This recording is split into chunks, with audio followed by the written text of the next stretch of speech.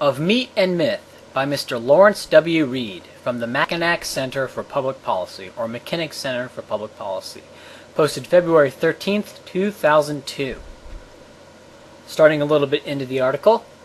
Almost 100 years ago, muckraking novelist Upton Sinclair wrote a book titled The Jungle that wove a tale of greed and abuse that reverberates to this day as a powerful case against laissez-faire. Sinclair's focus of scorn was the meatpacking industry. The objective of his effort was government regulation.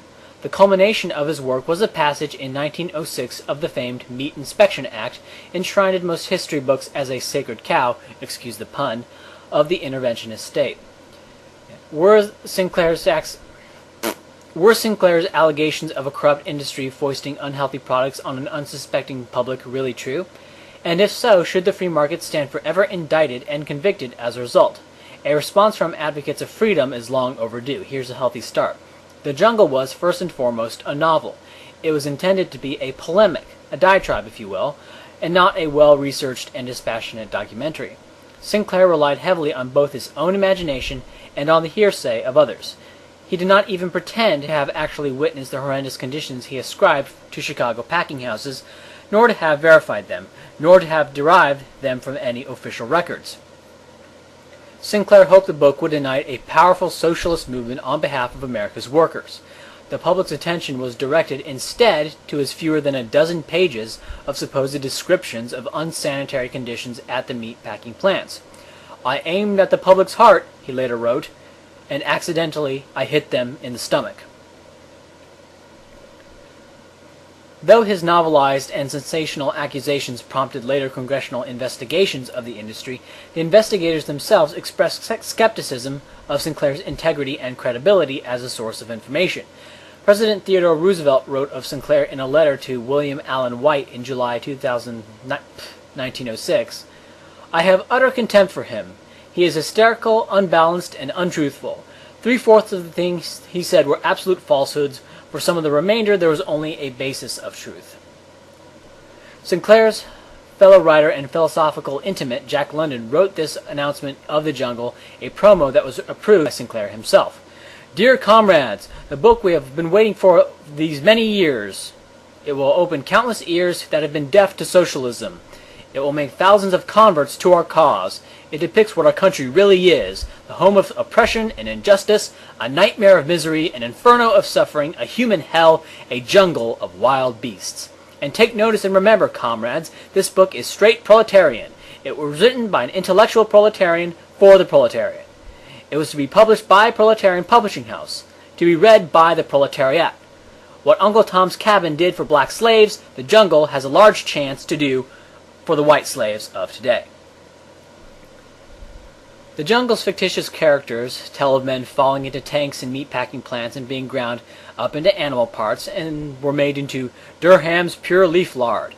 Historian Stuart H. Holbrook writes, "The grunts, the groans, the agonized squeals of animals being butchered, the rivers of blood, the streaming masses of intestines, the various stenches, were displayed along with the corruption of government inspectors, and, of course, the callous greed of the ruthless packers."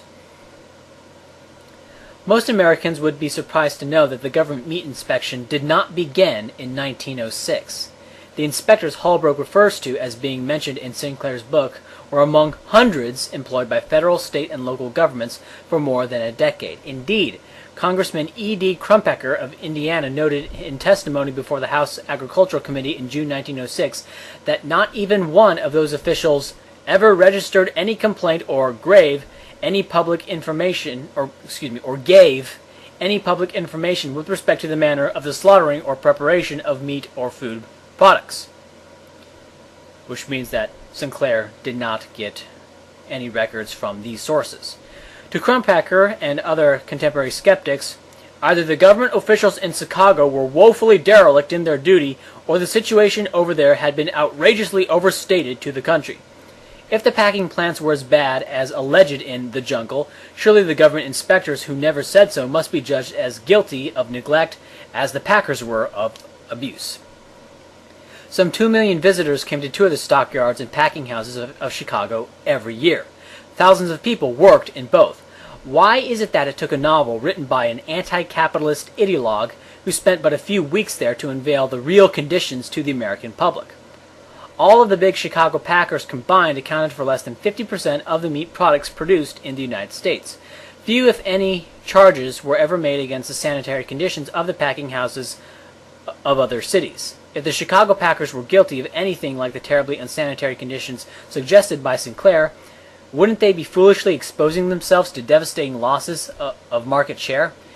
Historians with an ideological axe to grind against the market usually ignore an authoritative 1906 report of the Department of Agriculture's Bureau of Animal Husbandry.